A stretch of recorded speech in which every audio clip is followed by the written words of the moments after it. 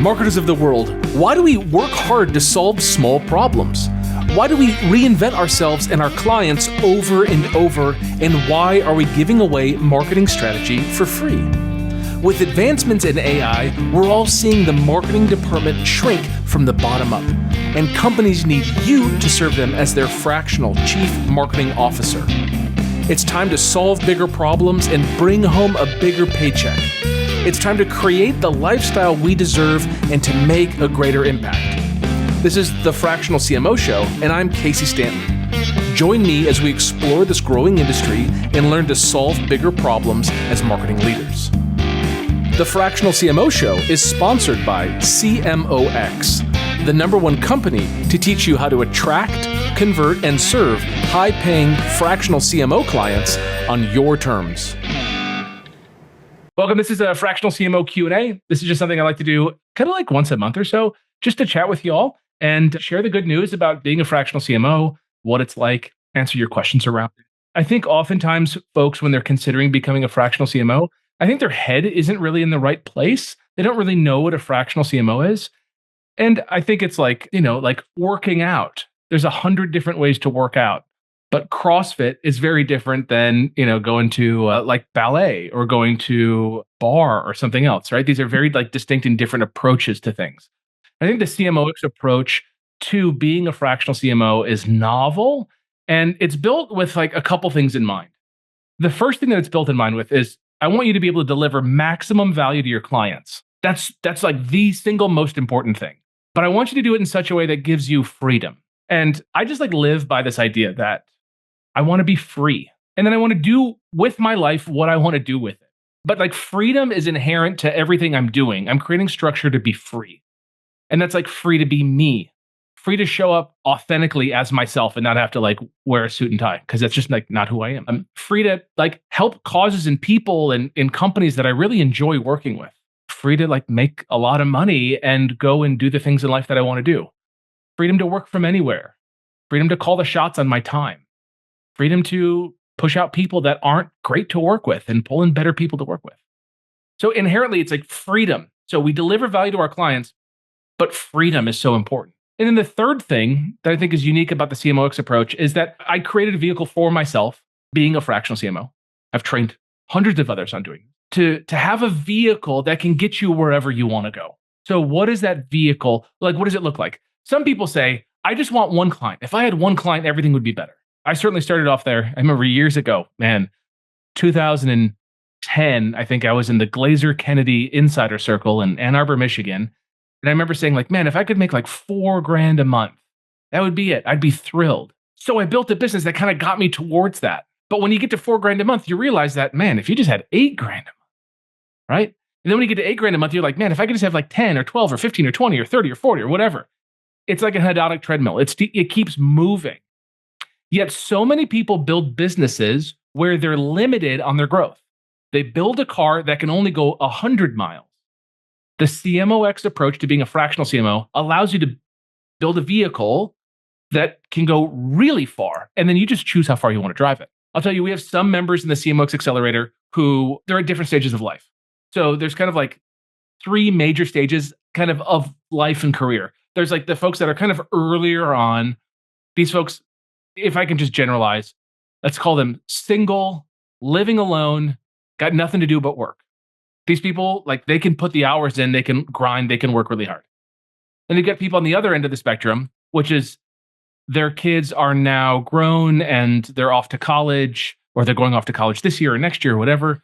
We've got a bunch of graduations happening inside of Boardroom that we get to celebrate for the last few weeks. So those folks now have more time because their kids are going to college. And then you've got the folks in the middle, and I'm kind of that, right? My kids are young, I'm married, I've got other things to do in my life besides just work. Yet, the CMOX approach works for all of them.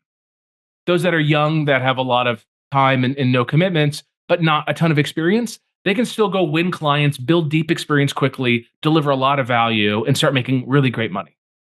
We've got some members that are in their 20s that are doing $20,000, $25,000 a month, plus variable upside. I would have killed for that kind of money in my 20s. And we've got folks on the other end of the spectrum who've, now got time, that are making $40,000 a month, $80,000 a month.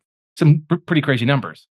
But again, it comes at the cost of some of their other time in life. I'll tell you, you cannot build an $80,000 a month fractional CMO practice and maintain a lot of external things in your life. It's just, you have to be in a phase of your life to be able to do that.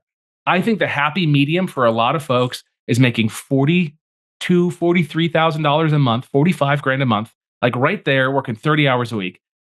So the CMOX vehicle can take you there. You can make more. The way that you make more is typically with variable upside. And we can talk about that if you want. But I think that structure is really important for you to understand. You want to deliver value to your clients. You want freedom to be able to work how you want, where you want. And then you want a vehicle that can take you where you want to go.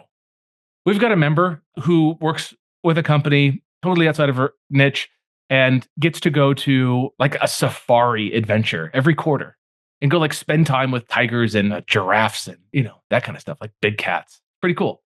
Some people like that kind of stuff. Another member just has a client and they're taking him to Europe for a week or so, and he's extending his trip and he's going to go explore and play. He was actually on a call like this maybe 3 months ago. So that's like a sense of freedom, having fun, doing the work that's important, helping clients, but then also getting rewards besides just pay, which I think is freedom. So I'd love to answer your questions. We've got time just scheduled here just to chat. I see that there's some questions coming in here and happy to go through them kind of one by one. Just ask questions in the chat, then we can run a queue. But just first, who here is currently a fractional CMO? Would you write like currently a fractional CMO? Maybe you write not a fractional CMO. So Mark, you're working as a fractional, seeking more clients and new territory with lead gen. Yep. Dylan, you're currently a fractional CMO. Vilda, you're currently great. Currently a fractional CMO. Love to see it. Trying. Juliana, dabbling, running an agency. Great. I think agencies are really great. I do like the agency model. I think that adding fractional CMO services alongside the agency model is a really deadly combination that can deliver a lot of value for the client and get you paid really well. Sarah, you're working as a marketing consultant. Great. Looking to be a fractional CMO. Looking to be. Aaron's curious. Cool. Great. Awesome. It helps me kind of see where y'all are at. I'll tell you how much things have changed over the last 2 years. 2 years ago, people were just like, I've never heard of a fractional CMO. And now y'all are saying like, I am a fractional CMO. That's awesome. So big difference in just what's happening in the market. You're still early. This is still a very novel, nascent, new thing. And I was just talking with Michael before this call. We're in a role that I think will remain reasonably unchanged for the next 10 or 15 years. This is a very strong position to be in. All of my friends that are in copywriting, content writing, funnel building, web dev, media buying, image creation, like ad creative stuff, analytics, people that just have like funnels that they stamp out for clients. All those folks, they're getting worried. The copywriters, I think they kind of pretend like it's not as bad as it is. But we all know that we can generate really good copy through AI tools, and automation, AI, and overseas workers are coming for your jobs. Like that's what's happening. So to elevate to the role of the fractional CMO, I think is super critical right now. All right. So with that, let's just like dive into questions. Ask your questions here in the chat. So the first, we have Shavat, who is working as a fractional, and he wants to know what's the better way to collaborate with a client and marketing vendors. One, refer vendors to the client and let them work directly, or subcontract and charge the client at the vendor's cost plus margin. Yeah, great question. So by and large, I think that your income stream should be exclusively in your contract value with your client, that you're getting paid, and not from any kind of arbitrage of bringing in an agency or a worker or anything like that. I think it rides an ethical line. So the way around the ethical line is to like actually choose the best company. And if the best company throws you a kickback, that's completely fine. But to like choose a company, a vendor, an agency, a consultant or whatever, because of your financial relationship with them, I think doesn't take into account what's best for the client. And oftentimes when we do that at the cost of interviewing other potential candidates and getting a better result for the client. So generally, I don't like it. However, if you've got a really great relationship with someone and you're Batman and they're Robin, and you swoop in and then they come in and support you and they've got a great team that helps, and there's a relationship that you have with them that just says, if I assess that you're the best for this opportunity and it gets closed, I want to take a margin on that. I want you to pay me your marketing fee because I effectively did the marketing for you, whatever that would be, a couple points on every dollar made or something. Then I think that that's okay. But I don't want that to be your business. And a big reason for that is because it's easy then to step into the danger zone. And the danger zone is when let's just use a round number, your 10 grand a month and you say, and I'll get all the marketing done. So then you go and subcontract all the work out and you take your 10 grand and you start chopping thousands of dollars off of it to give to people. Say, okay, this person is going to do the media buying, so they're $1,200 a month. And this person's going to do this and they're $500 a month. And this person's going to do this and they're $3,000 just for one time. And as you play with that, my biggest fear is that you're left with nothing. Or you're left with something so small at the end of the month that it just wasn't worth all the work. It's not a very good deal for you. So I prefer the pass-through approach. It would be weird for me if I hired a CFO and my CFO was like, and we're bringing in these people that will subcontract through me that will do all the bookkeeping. Like that feels kind of weird to me. I hired a CFO, not like an agency to do it where that's kind of inherent in the relationship. So I think you should stay as a full fractional CMO, which again is CMO. You should just be the chief marketing officer and you should find the right vendors. And if there's a kickback, there's a kickback, but don't do it as a matter of like structure. You don't want that to be the reason that you hire someone. Happy to answer any like follow-up questions on that if anyone has any. No? All right. We'll see if any come in. I just want to share real quick, like how we play this game here is you guys just chat. You jump on video. Let me see your face. It's helpful to see. We've got 39 people on, maybe a couple robots. Just come on video and like, let's just have a conversation around this stuff. I really want to help you win clients and make a lot of money. Go ahead, Michael. I see someone started to ask you something. I did. I was just going to jump in and say hello. And I did questions, but I don't know if you were going to call on somebody. Yeah, no, it's cool. Yeah. You got any questions? Go ahead. What you got, Juliana? Yeah, for sure. I know you've seen me before. I wanted to say hello again. So I did listen to your previous podcast about finding the unicorn. It seems like a lot of folks that I've been talking to are really looking for the unicorn, the one that does the strategy, that does the marketing, that does everything. So just wanted to get your take on that. And yeah, what is the revenue of those folks? At least $500,000 a year minimal. Then they do jump all the way up to like $5 million a year. And what's the industry? Lawyers. Okay. I remember the lawyer conversation. Yeah. Yeah. So anyone can want whatever they want. Right. You know what I mean? And that's fine. Like they can want what they want. It's not your job to convince.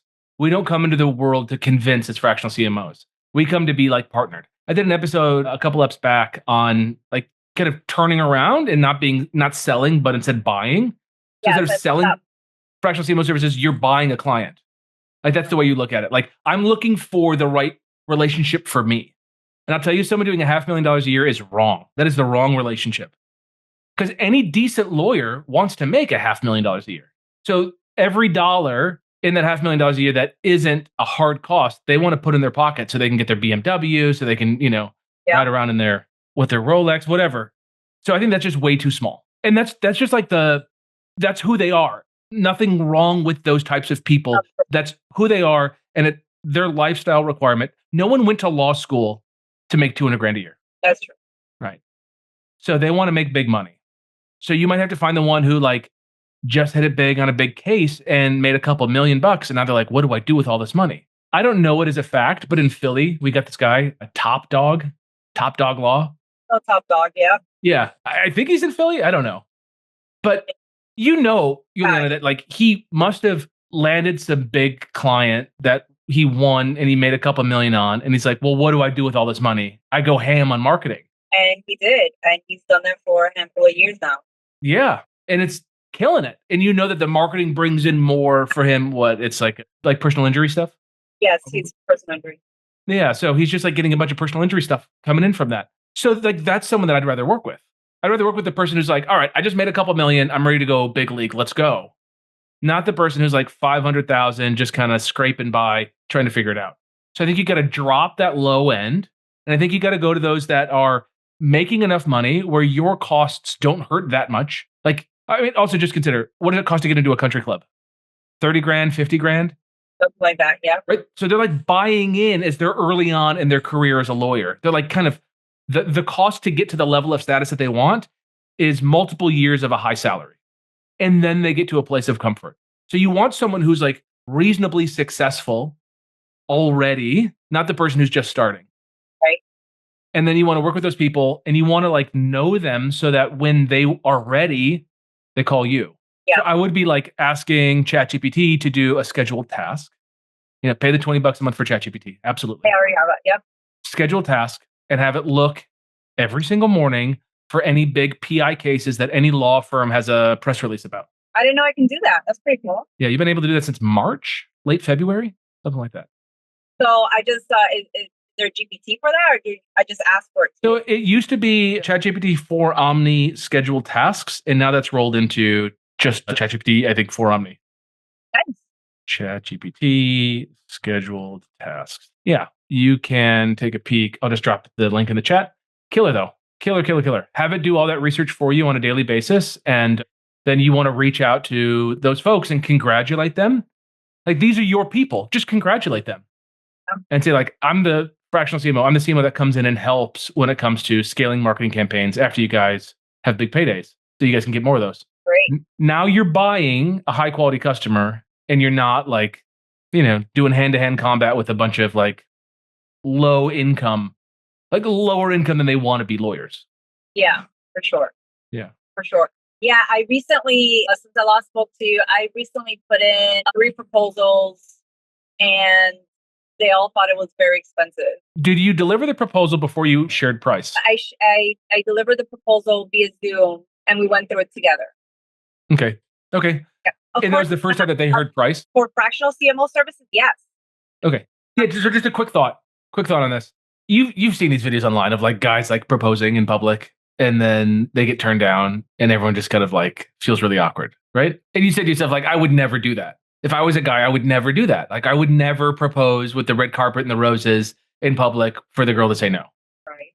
Yet you ran a proposal, you did all this work, all this prep, but you didn't have a yes already. Got it.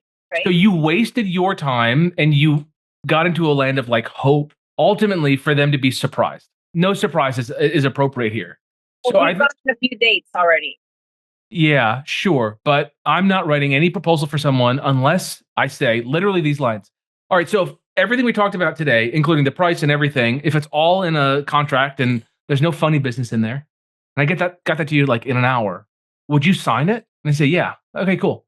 I'll send it over. Then I'm going to work my butt off to get the perfect proposal out in the next hour. But I'm not spending any more time on proposals. Your proposal delivered to acceptance rate needs to be like 100%, except for like maybe the one guy who, something bad happened in his life. So you needed to walk through all along the sales process to talk through pain, opportunity, bridging that gap with your services, the cost for you full-time, the cost for you as the fractional CMO, them agreeing to that. Juliana, the language that you want to say is like, let me just ask, what would you charge as a fractional CMO, 10 hours a week? I'm starting off at like $3,000. Okay, cool, fine. What's your full-time rate? If you did full-time work in marketing, what would be your rate? Minimally 140. Great. Yeah. I mean, that's crazy. Okay, so here's the language. When you have the sales call with them, the sales call is like you're kind of just interrogating and asking them questions to understand, can I help you? Do you have a problem that I want to solve? Do I like you? Do you have the budget? Right? This isn't like, please buy from me. No, right? I'm never begging. Never begging. We're flipping it around. Do I even want to work? Can I even help you? Are you the kind of person that I could just like rock this with? Right. And if the answer is all yes, then you say, great, do you mind if I share how I can help? And they say, yeah, like that's why we're on the call. Cool, great. So my full-time rate to come into a company like yours and do this work is $140,000 a year. And that looks like me doing these things. And that comes with benefits and, just kind of the typical package. But that doesn't make sense for your company, right? Like thinking through you and like where you're at and what you want to do. If you paid me $140,000, you guys wouldn't have a lot of money left over for like actual marketing expenses, like media buying billboards, like that kind of stuff, like the photo shoots that we need to do, whatever. So that's why I think this fractional CMO thing would make a lot more sense. So instead of me working 40 hours a week, I think 10 hours a week, I could get a lot done. I could build that marketing department out for you. We could use AI tools, but also we can leverage local workers if we need to, interns, but overseas folks too, and really build something that's dynamic, where you're owning it, where you're not like renting an agency's labor. So we're paying hard costs for everything. There's no markup. Does that sound like what you kind of want here? Like you want something that you guys kind of own, is that right? And they're gonna be like, yeah, that sounds awesome. Yeah, like, cool. Yeah, so like I said, I'm like 140 full-time, but I think I could do it for like $3,500 a month.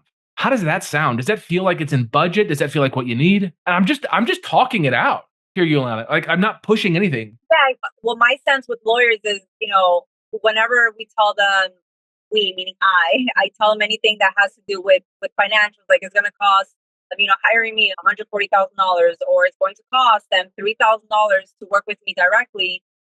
They're always like, yeah, of course, like that sounds great. And then all of a sudden they just, for the most part, they just don't get back to me, or I don't know what I'm doing wrong. To be honest, I don't know what I'm doing wrong. But I am taking them through the cycle. I am talking to them. I am telling them where they are right now, where they can be.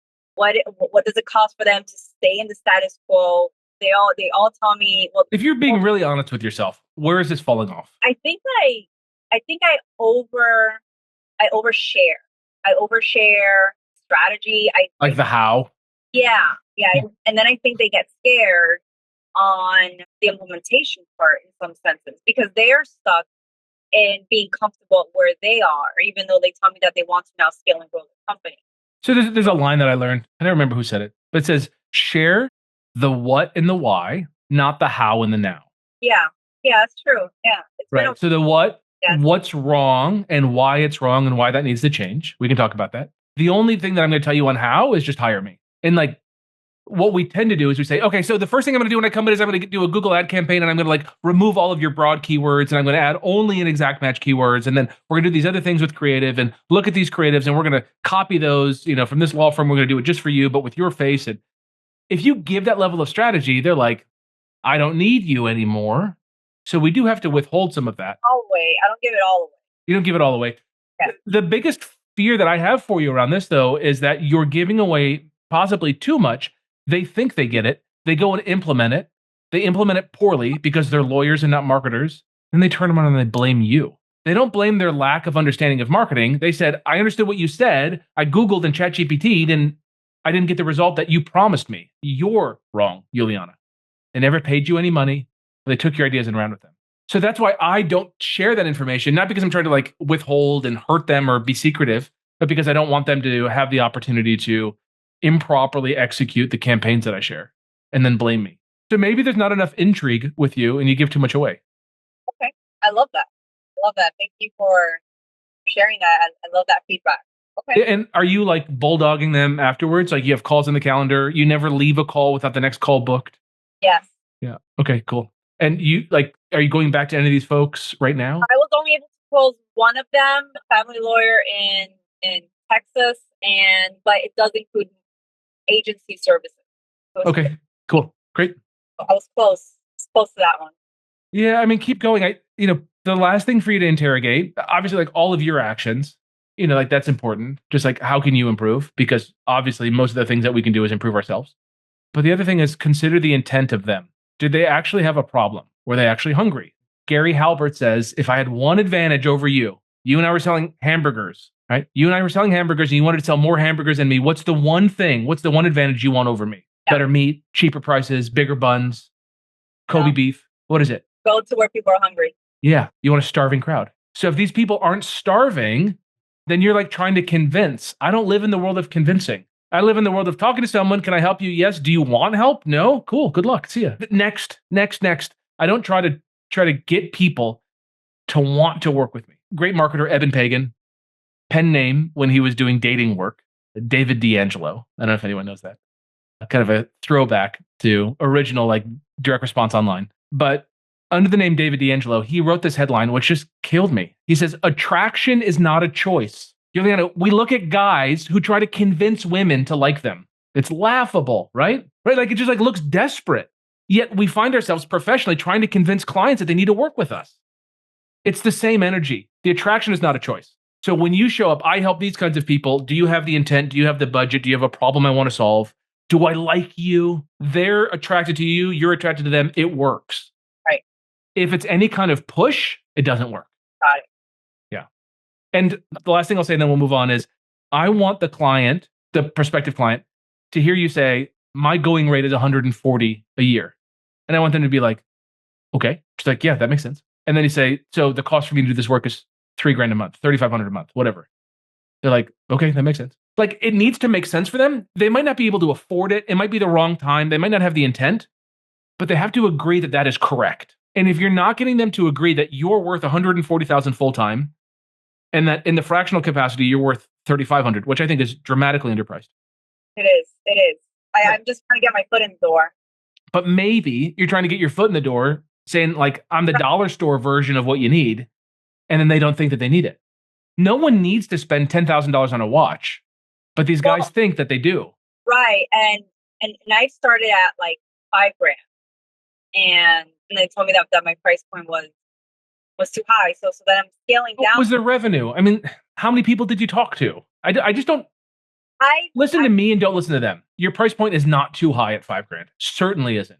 They're too small, or they have too little intent, or they don't have enough pain, or it's a bad time, or they don't like you, which is fine. Some people just won't like you. Totally okay with me. Yeah, right. Fine. I probably don't like them either. Yeah. Like right now, for example, I'm going to meet up the people I want to work with. And there's one particular person who has said yes to me, and but they just haven't pulled the trigger. So I'm kind of curious to see where they're standing at. So you need pressure around that. Just consideration of pressure. July 1 is the start of Q3. It is. So I manufacture that pressure. Hey guys, can we, like, the year's halfway over. Do you guys want to right the ship for Q3 and Q4? If you do, let's get rolling on the 1st. We can get rolling before that. Can you guys start getting me access to these tools? That's what I'm pushing on, because I'm vying for their success. I want them to win. I want to deliver value. In most companies, Juliana, no one cares about quarterly planning. I find it unacceptable to do quarterly planning after the quarter starts. Absolutely. It's an indication of dysfunction. Most companies don't do quarterly planning. They don't even do annual planning. They just like work every day, right? I want quarters. I want it tight. I want rigor. I want focus. So when you bring that energy, people tend to like kind of sit up and be like, oh shit, we got a real one here. Like someone who's actually going to drive us forward. Someone who's got some like strength behind this. Cool. Well, thank you so much. I don't want to take too much time out of everybody's, but I'm going to come in today, and if there's one thing I will tell them is going to be about the quarter starting now on July 1st. Yeah, the quarter starting July 1st. Do you guys want to get in for a really great second half of the year or not? Great, love it. Thank you. If they say no, cool. I got to move on to someone who's actually hungry. I want to work with people who are hungry to grow. That's like the number one thing I want. Less than revenue, I want the person hungry to grow. I can work with a company that's losing money today, but if they're hungry to grow and fix it, I love it. Beautiful. Yeah. Awesome. Thanks, Juliana. Michael, what's up next? Okay, so I'm going to give you two sort of really high-level questions. One is, I'm hearing the market is flooded with fractionals right now from multiple people. So your take and how you would solve that. And the second is, prospects need to be making enough to afford a CMO, and they don't have one yet. So how do you sort of bridge that gap? Okay, cool. The market is flooded with fractionals. First of all, who cares? Like, I disagree with that, but like, who cares? I don't know why. I just love like the dating analogies on this stuff. Just flip it. You're single. You're a guy, and you're looking for a woman. And you say the market, like my area is flooded with other single guys. There's no chance for me. Like, really? There's no chance for you? Like, you just have to be different. You have to have the conversation in a way that's different. No one goes through systematically and says, okay, let's go to LinkedIn and find all of the fractional CMOs in my industry. And then let's start like breaking it down to who's available now, who's got capacity, who has direct experience, whatever. Most business owners work with the person that's in front of them, not with the person who's best. Currently coaching someone on winning a gig. And they said like they've never had this level of like they've never been a CMO before. They've been levels below that. And they've always thought that they had to like apply and work their way up to the CMO title before they could ever be a fractional CMO. Yet they're a really strong marketer. And they went from 3 outreach calls. They had 3 calls with strangers. One of them is in the final stages, and they're doing a final discussion on fees, and they're going to be charging $16,000 a month plus upside. Nuts on the first one. Are there other fractional CMOs? Yes. Are there cheaper fractional CMOs? Absolutely. Think of another one of our members. Lead came to us at CMOX. We qualified them. We found some of our members who might be a good fit. We introduced them. We keep in contact with that client, and we're like, hey, these are the CMOs for you. We don't do this all the time. It's just like one of those kind of extra things that we do when we have good leads that come in. We pass them over to our members. And we had members pitch. And we had members pitch at like 7,500, 10,000, and 12.5 plus 2.5% upside. 12.5 with 2.5% upside is just nutty. It's a huge number. The client went with the most expensive person. Is the most expensive person the best? I don't know. Like, they're pretty good. Like, I really think that they're a solid marketer. But are they the best? I mean, it's kind of hard to define. But they won it. They won it on price. They won it with the biggest price. They won it with, some experience in the space, certainly. They're not a bad fit, but they're not 10 years in the industry and like the greatest.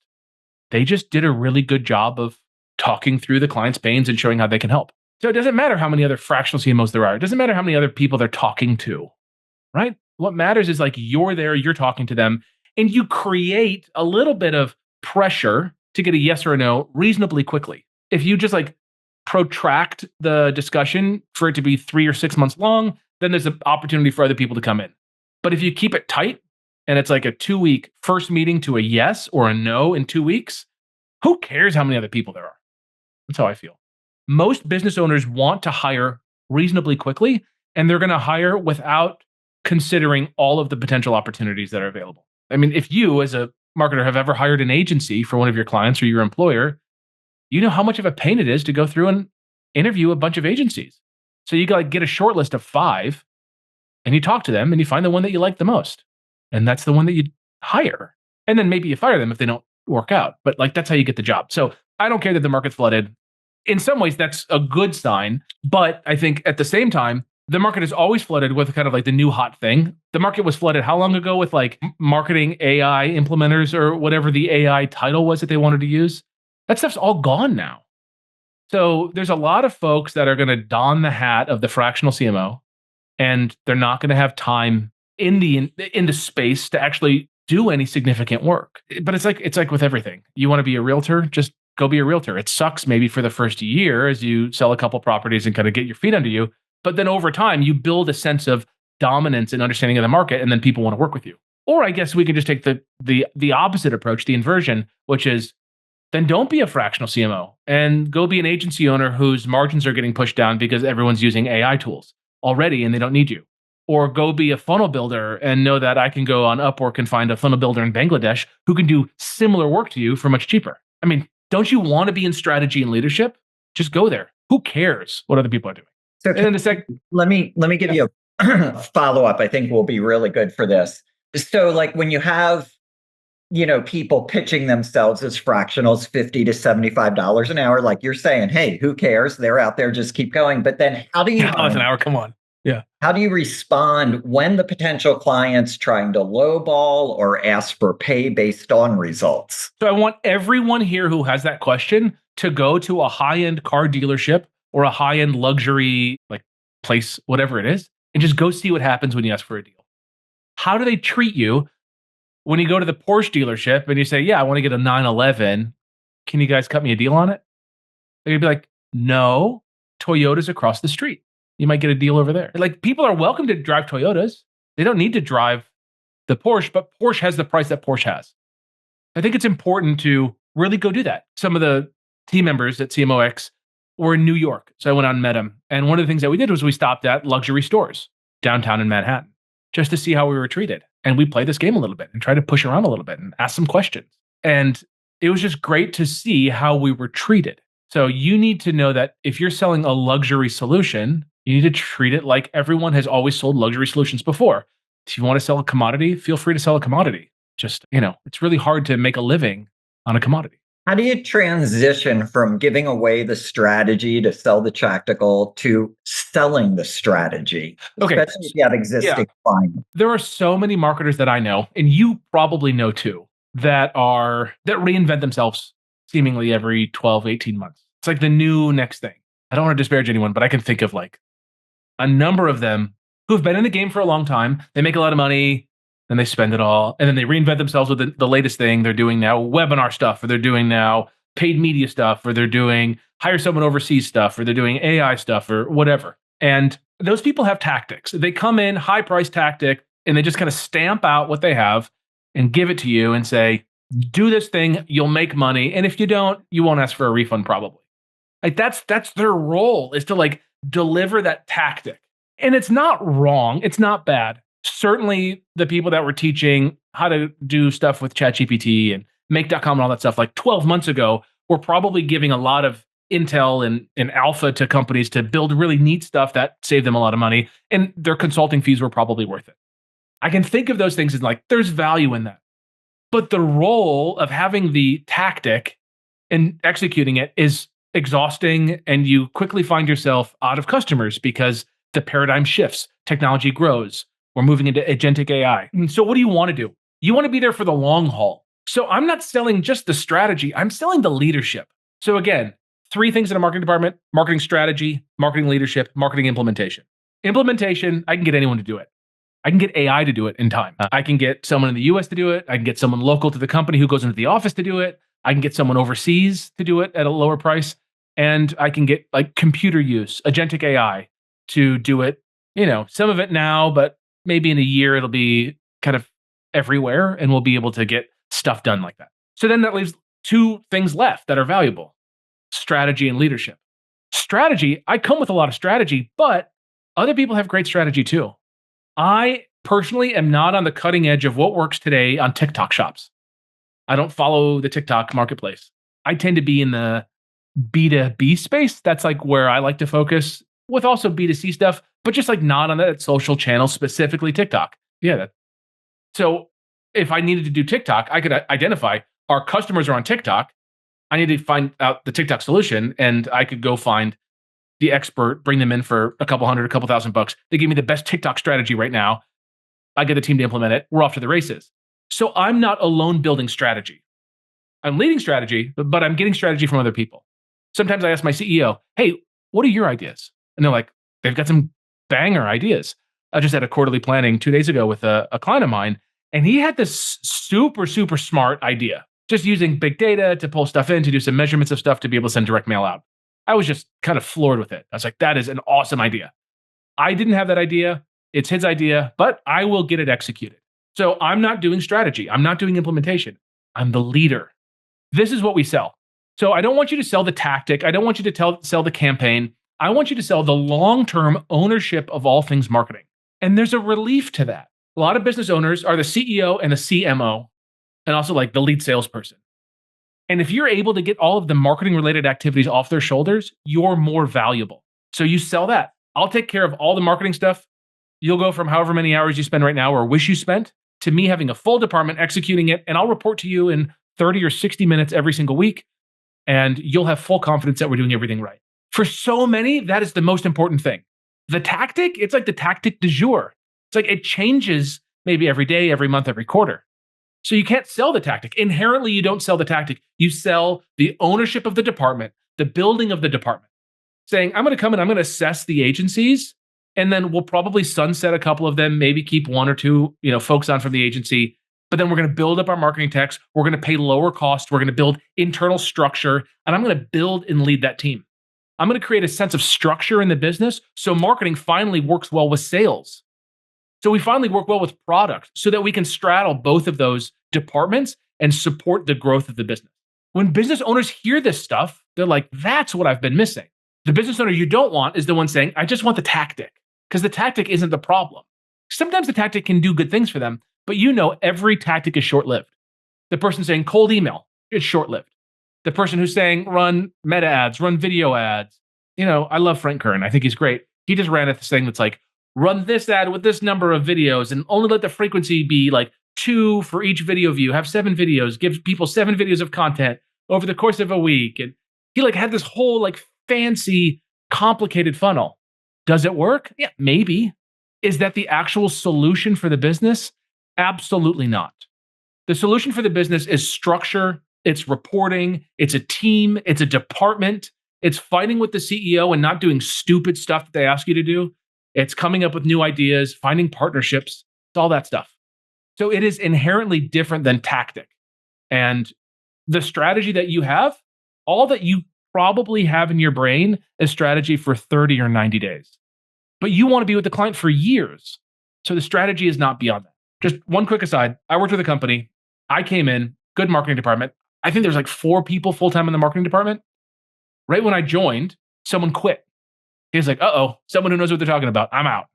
Found out he wasn't working very hard. So boom, I created right there structure just because I knew what I was doing. This guy who was just lying on his time logs got found out, knew he was going to get found out, and decided to quit. I had underneath me a really smart marketing director. Love the guy. Still stay in touch with him. And we built out this department and we brought people in. And I just solved the same problems. But as we built it out and we were spending $10 or $20 or $30,000 a day on ads, the level of complexity increased and the risk increased. So it doesn't really matter what my monthly fee is. If I can stop the company from having one bad day of ad spend, I'm worth it now, right? If we're spending 20 grand a day and my fee's less than 20 grand a month, that's a huge savings for them. And it's a sense of protection that they have. It's like reasonable to think that they would want someone like that in the role. So just being there, like, what do we do? Oh, we had someone whose partner was pregnant and then had to be hospitalized early for a pregnancy complication. So we're like losing one of our key players. So I have to go solve that problem.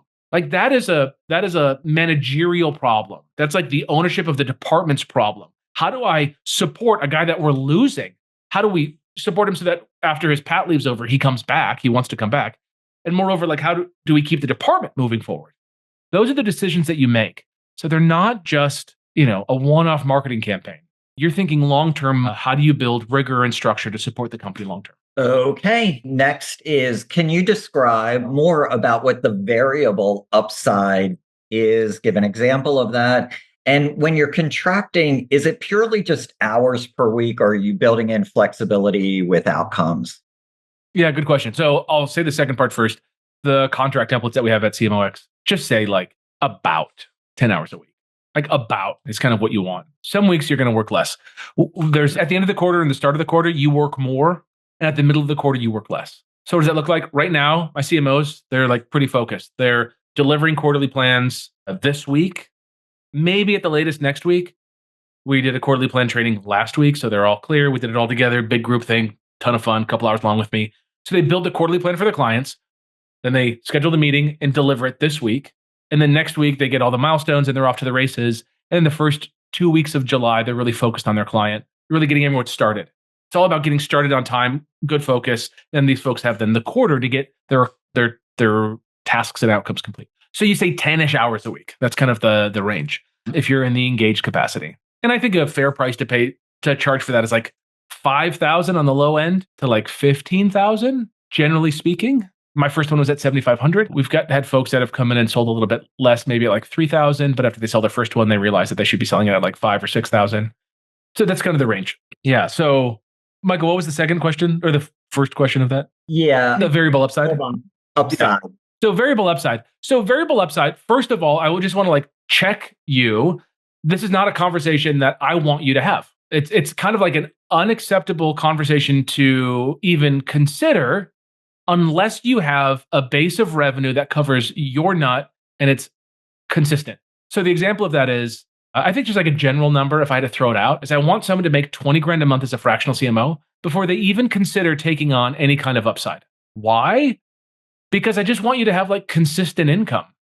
If you have consistent income, then like life's good and you can take risks.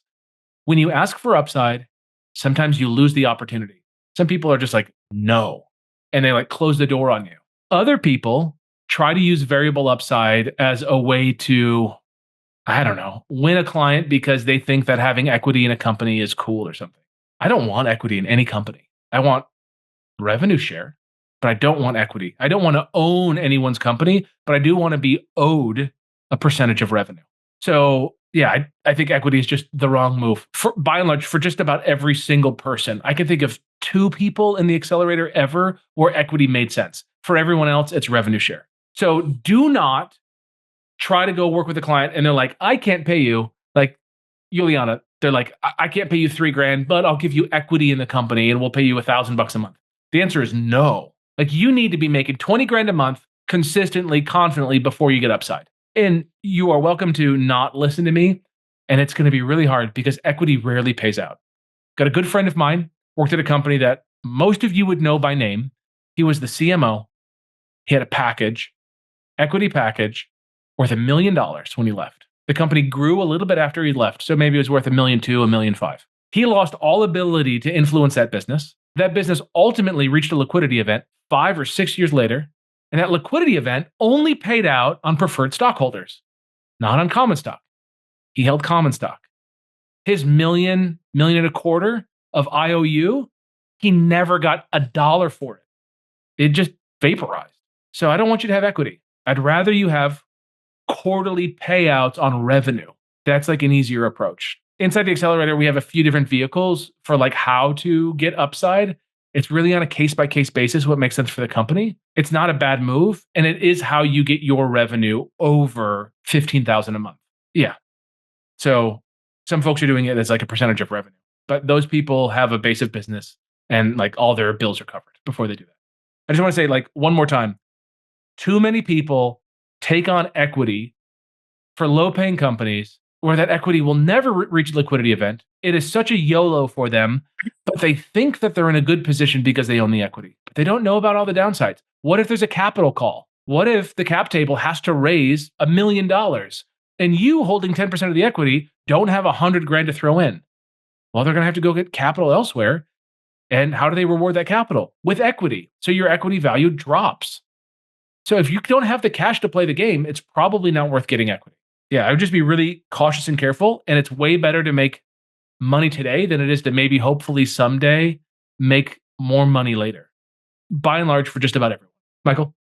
A quick clarifying question: was the 5 to 15,000 a month for 10 hours per week? Yeah, Kelly. Yeah. Yep. So we have engaged and advisor. Those are the two roles that I think that you should do as a fractional CMO. And I think it's like 3-ish thousand to 5-ish thousand for advisor, and then 5 to 15 for engaged. We've had some folks charge over 15, 16, 18, 550. Someone charged some numbers like that. Some people work a little bit over because of like a unique circumstance with the client, and they might be working 20 hours and they might be closer to 20,000 a month. But I think that that's really dangerous and scary. We just had one of our members share with me yesterday that they had a client that paid them very well, and that client wanted them to do more work. And this member had to consider, do I take on a larger scope and get paid more from one client, which would give them more revenue today, right? The CMO would have like more money today in their pocket, but at the risk of having that revenue centralized in one location.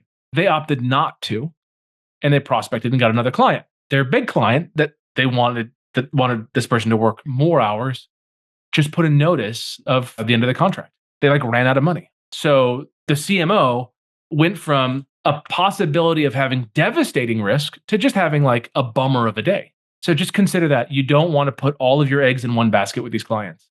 If you know anyone, you included, who had a formal 9-to-5 W-2 job and you lost it, and you see just how brutal it is right now in today's market, yeah, I wouldn't want to centralize all of my income to one source ever again. I want multiple ways to get paid.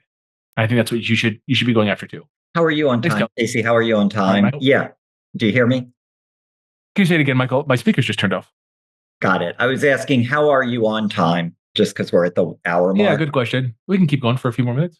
Okay, great. So going back to stuff you talked about at the beginning of the call, what's the ideal way to use AI tools you mentioned? So yeah, this is great. Michael and I were just like on a conversation about this morning. How should the CMO use AI tools? So there's a spectrum here of concreteness and abstractness. And a lot of people exist in abstractness. They don't know how things work. And you can't exist in abstractness. That's critical. Do you know how the things you're doing work? So here's just like a basic one. Do you know what a UTM is? Do you know what it means to stuff a URL with a UTM from a traffic source and then have a web form parse those UTMs into hidden fields and then submit when the lead's submitted and add it to the CRM so that you can run reports on lead sources? Do you understand that from a big vision? Do you get how that works? If you don't, just like write this down, go to ChatGPT, ask about it, watch some videos, measure school. Julian over there is great. Learn this stuff, like learn how that works. Learn the concreteness of how marketing works, attribution works, that kind of stuff. From there, like once you understand how these things work, how does a CRM work? Then you can start looking at AI solutions to increase and improve outcomes in less time. So absolutely, there's great ways to do it. Content writing, for sure. A lot of content you can arm a marketing technician with. Hey, I need you to write, this content for the website. And you tell them, go and look on Google for 10 other companies in a different city. Like, listen, if I had a dental practice in Philadelphia and I wanted web content, I would just go to the marketing technician and be like, hey, go like look in Chicago and Dallas and Los Angeles and Little Rock, find me a couple dentist websites, copy their content in, paste it into ChatGPT, have it rewrite it, write something really great kind of based on that. Totally fine to do something like that. Copywriting. We can bite off a lot of persuasive copy with good ChatGPT prompts. So those are like the easy ones. Image stuff for sure with ChatGPT's new image models. Those are great. Those are producing great images. So you can have your marketing technicians iterate design ideas as drafts and then hire the designer to finalize. This is going to greatly collapse the time window it takes to develop something useful for design. I was just thinking, like, for my book cover, I went with a designer and I was like, give me your ideas. Give me your ideas. It just like took a while to get this woman's ideas. Finally, we landed on the cover for my book, Find Your CMO. And I mean, how long did that take? I don't know, 8 weeks or something?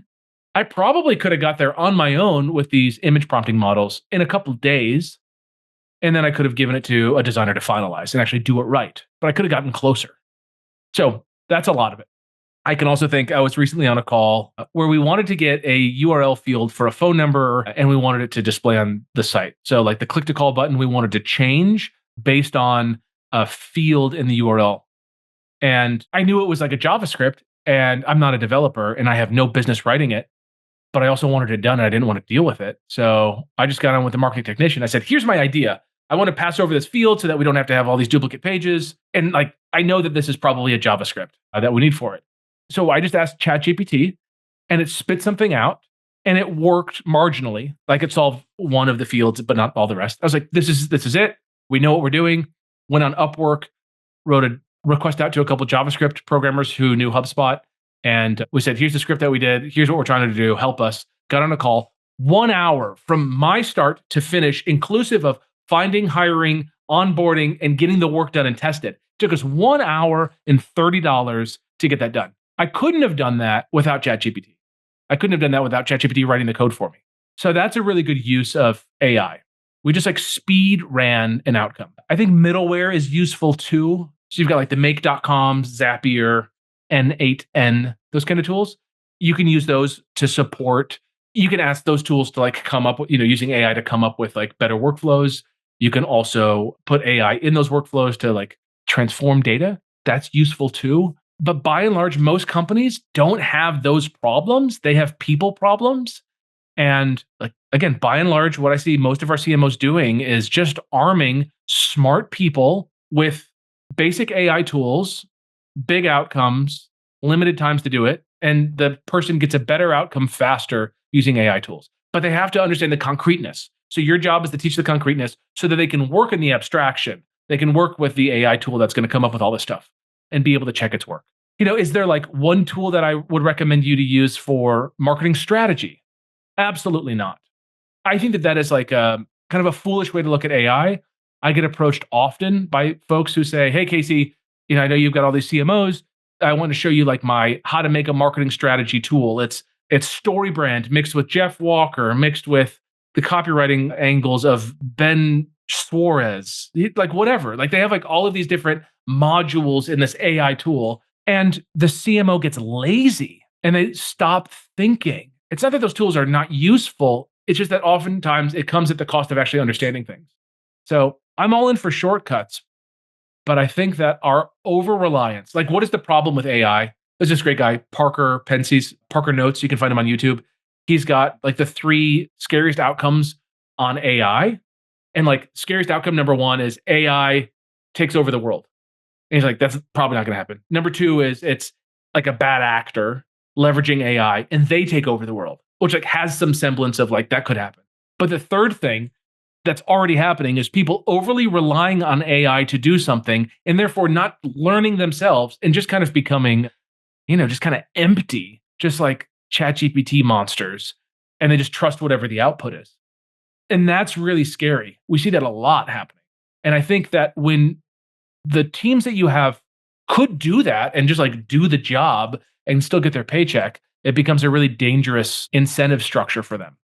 So I love AI. I use it every single day. Our teams use it, but it comes with a huge caveat that, you have to like watch it and make sure that people understand the concreteness of how things actually work and not just trust the output of AI. Great. And Aaron just posted an MIT study that backs up what you're saying. Okay, is it a bad idea to create a visual or flyer to go to prospects when I'm meeting with them? And Kelly's looking for advice on contract templates. Okay, so contract templates. The contract templates, Kelly, just what are your boundaries is the biggest one. And what are you focused on?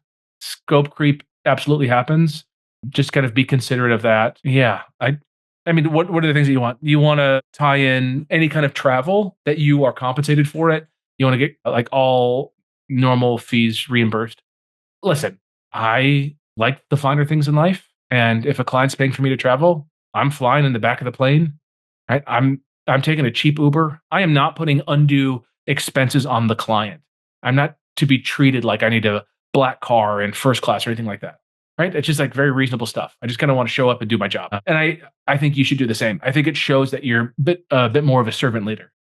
So add those things to your contract and then make sure that you get paid upfront. You don't get paid after the fact.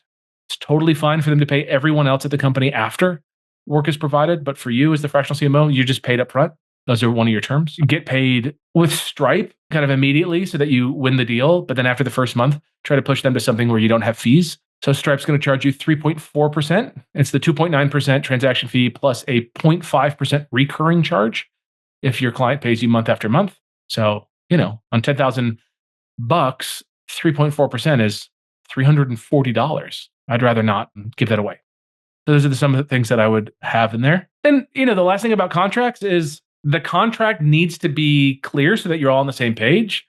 But you also don't ever want to find yourself in a position where you have to execute clauses in the contract as some form of retribution or, whatever. It's nice for you to just turn around and say like, hey, I'm just executing the contract as it's written. So you want to have it for that reason. But I really encourage you not to ever find yourself in a position where you have to like sue someone for the contract. It's better just to walk away from any of those opportunities and just not deal with that. Totally agree. Do you happen to know, Casey, is there any place where I would be able to grab like an initial template that, to your point, then I can make some edits to and start building from? Yeah, I mean, So like we have one inside the accelerator that I had a lawyer write for me that I think is like really important to have the consideration of a lawyer around it. I don't want you to generate a contract that isn't approved by a lawyer because who knows what can happen. That's just dangerous. So it's just one of those things like when it comes to incorporating a business, what should I do? Well, you should talk to your CPA. When it comes to the contract, what should you do? But Kelly, the contract should be based on just like a plain language contract. It should just be like emails back and forth where you list, here's what I'm going to do. Here are the terms. They agree to it. Then there's the legalese that you're going to slap onto it. Non-indemnification, all that kind of stuff. But I would absolutely have a lawyer just to feel good. Appreciate it. Thanks, Casey. Yeah, you're welcome. Yeah, and my lawyer, it was, I don't know what I paid. $2,000 for my contract. It's not inexpensive to get a really good contract written. It's one of the things that we have in the accelerator, though. For all of our members, they get that. Michael, there's another question here. Yeah, someone's working with a CEO and they're skeptical of some of the marketing campaigns, lead gen, digital campaigns.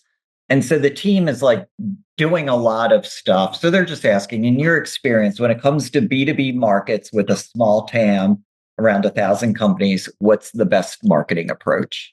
It's long-term relationship building. You got 1,000. You got to know these people, what kind of coffee they drink, where they go, what events they're at, what's important to them, what the sales cycle looks like, that kind of stuff. 1,000 people is not much. We've got someone coming to speak for the accelerator in July, and they're a partner at a private equity company, and it's a big private equity company. They have one of the largest collections of a certain like fast food restaurant inside of their portfolio. Very interesting. It sounds kind of boring, right? But just a very interesting approach to how things work. And these folks in private equity, if you burn them, they close that door and they will never open it again for you.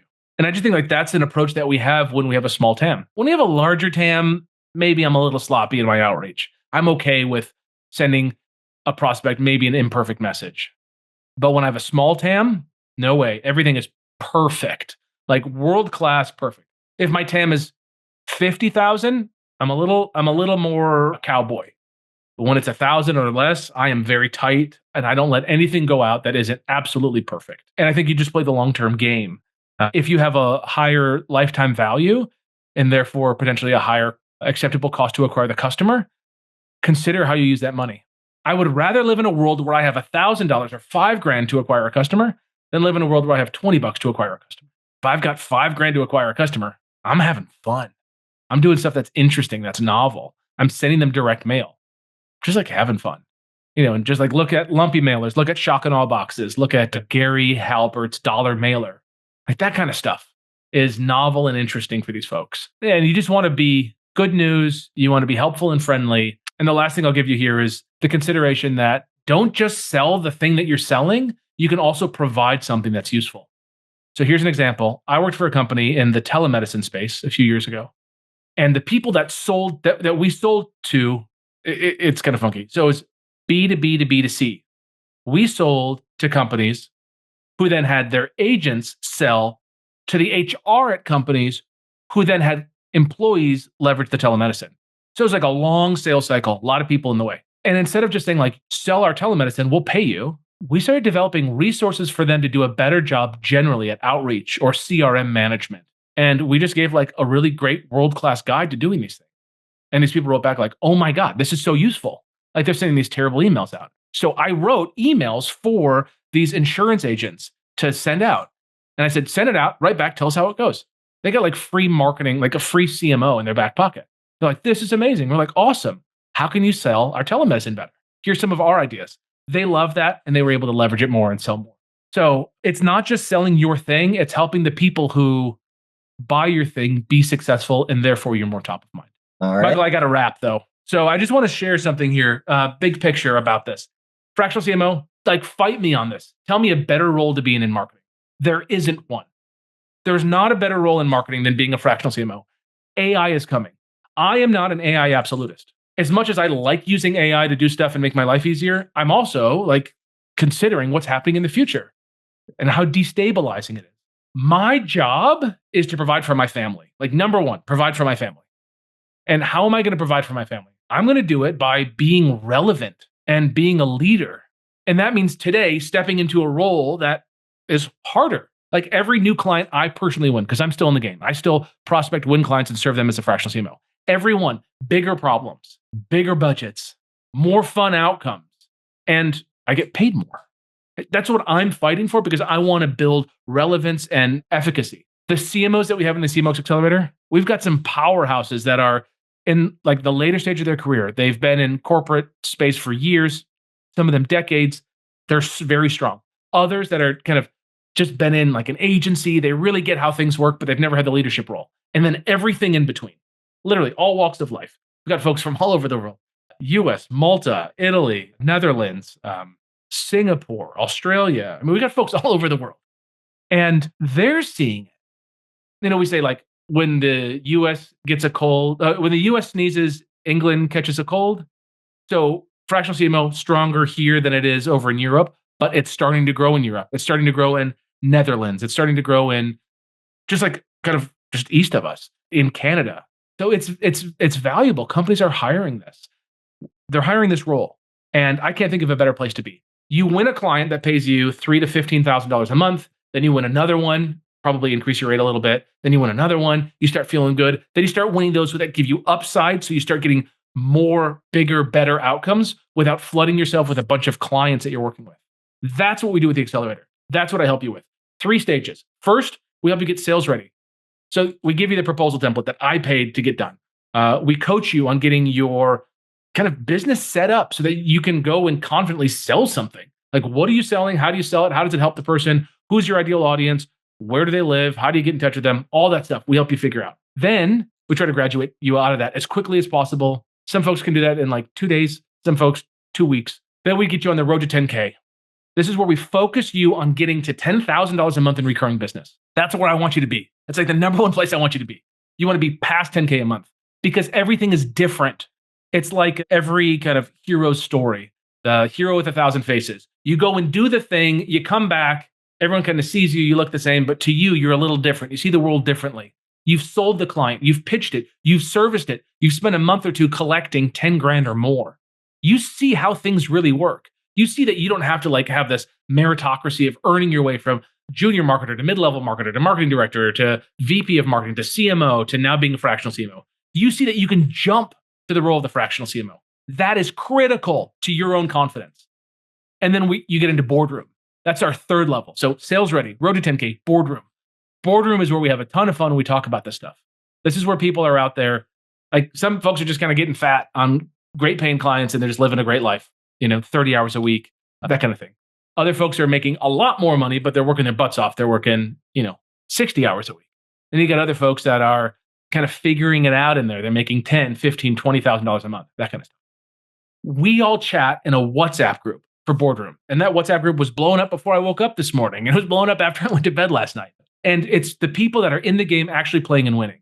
So when I hear Juliana say, $3,000 a month is too much, this lawyer says, when you get around people that are pitching $12,000 a month plus upside, you realize that you were talking to the wrong prospect, not that your prices are wrong.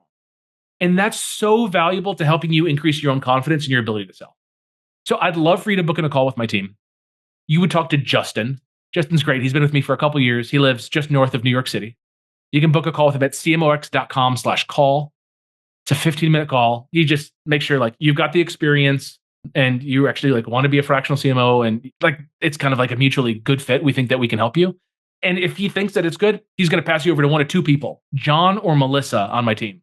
John's been with me for years, and he'll answer any of your questions about what it takes to be a fractional CMO, how we can help you, what's possible for you, if your experience is even enough. You can also talk to Melissa. Melissa is my sister-in-law, my wife's sister. She's been with the company for like over 2 years, and she'll do the same thing. Both John and Melissa will chat with you in either one, and they'll help you see if we can help you. And if we can, we'll just share what that looks like, and when we're enrolling folks, and what the timeline looks like, and how we can support you. I really encourage you to book the call. It's at cmox.com/call. I'll put it in the chat here. Book the call in right now and just schedule the call and see. Just like answer it for yourself. Is this a yes or a no? For some of you, it's a no, and that's totally fine. But for some of you, I really think that this is the opportunity that trumps all other opportunities. If you're like, Casey, but I want to start my own company and do these other things, cool. Go be a fractional CMO. Go make 20, 30 grand a month. Work 20, 30 hours a week. And then do your other thing, reduce your risk for yourself and your family. It's just the better way to go. Like, don't take on equity, go get paid cash, make a lot of good money, serve your clients, build a reputation, build a tangible, real, robust, durable business that maybe you can even exit in a couple of years. And then if you want to take risk and do other things, fine. But I just think like this is the route for you. Being a fractional CMO is just a killer place to be right. All right, thank you all for being here. We'll do another one of these next month. But if you have any other questions, just ask them in the Facebook group, and I'll see you guys soon. Take care. Thank you for sticking around for the full episode. As you know, learners are earners, but you've got to take action on what you heard today. For more information and show notes, visit fractionalcmoshow.com. If you'd like me to answer your questions on an upcoming episode, you can share your question at fractionalcmoshow.com. And last, please hit the like and subscribe button so that I know that this content is helpful to you. All right, go get them.